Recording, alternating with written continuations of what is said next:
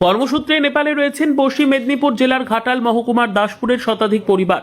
দাসপুর, গোপালপুর, কোটালপুর, গোপীনাথপুর সহ বেশ কয়েকটি গ্রামের মানুষ দীর্ঘদিন ধরে কর্মসূত্রে রয়েছেন নেপালে। দাসপুর, গোপীনাথপুর এলাকার কয়েকটি পরিবারের সদস্যরা জানান, বর্তমানে নেপালে যে ভয়াবহ পরিস্থিতি তৈরি হয়েছে তাতে চিন্তিত নেপালে কর্মসূত্রে থাকা ব্যক্তিরা ও তাদের পরিবারের লোকজন। নেপাল থেকে সরাসরি পরিবারের লোকজনকে অনলাইন কল ও ভিডিও কলের মাধ্যমে নেপালের ভয়াবহ পরিস্থিতির কথা জানাচ্ছেন। কেউ কেউ জানান এখন যোগাযোগ করা যাচ্ছে না, যার ফলে চিন্তায় ঘুম উড়েছে পরিবারের লোকজনের।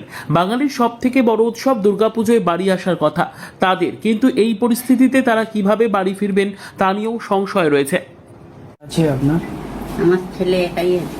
কোথায় আছে? নেপাল। কিভাবে আছে যারা জানতে পারছেন? না, কেন জানতে পারছেন না? কি করে জানবো? ফোন টোন করেনি, আর কি করে জানবো? তাদের ফোনে যোগাযোগ এখন বন্ধ। নেপালে তো এরকম একটা পরিস্থিতি, আগুন জ্বলছে চারিদিকে। টিভি তো দেখা যাচ্ছে তো, সব আগুন জ্বলছে, ধোঁয়া উঠছে। তাহলে আপনার একটু চিন্তা হচ্ছে। চিন্তা তো হবে, মা বাপের চিন্তা হবে নি, আমার একটি ছেলে। কি করবেন, কিভাবে যোগাযোগ করবেন? এটা এবার নির্ভর করছে উপরবেলা যা করবে, আর কি করার।